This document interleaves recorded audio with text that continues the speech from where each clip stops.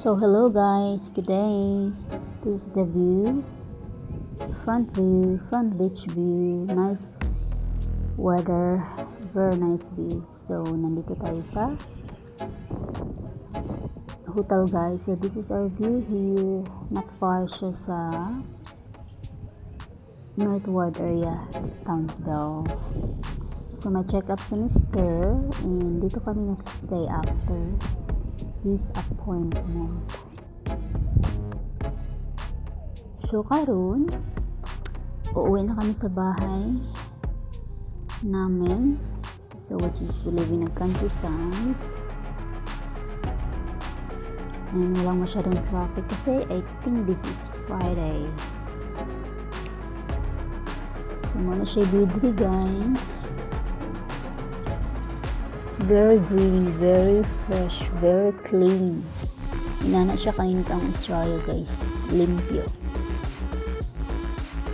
Unya karon mga after a week ikanamit among kano check up sus di na hospital akong ban na kaon na siya sa buhay na hospital kay nag-convulsion ng guys, low electrolytes, luoy kayo nilakod ko ana pagdato sa emergency bintahan na niyang looks diha arang-arang na kay mga after 2 days na siya kaon, his appetite's back. So sige kaon, mga siya kaon ako. So like March, I want food. Usahay gahiman said me, pero di man ay I look after him because he's sick. So sa hospital siya, kaon siya guguan mga buta sa gulay kung may gatag sa hospital ko bantay in town ko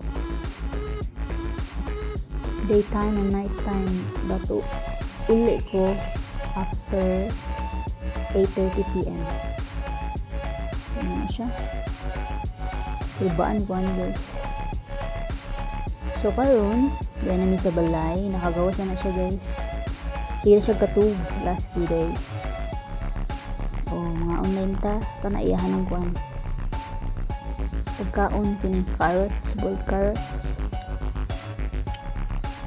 ano yung mga pagkaon sa apam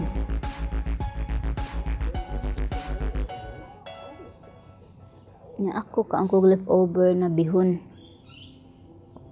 muna isod sa among ref pating punua guys. So hinahinay na di kog luto gabi na ano nilagwalas kuan sa gawas mingaw awatan awang gawas ron nya kan na kag avocado do my paperwork sabihin while he's sleeping. Nya karon mga pila na adlaw guys ha, meat pie to og apple pie nya sausages, beans, onions. Of course, basa-basa sad ko guys. Do my notes, mga tambal, mga meals.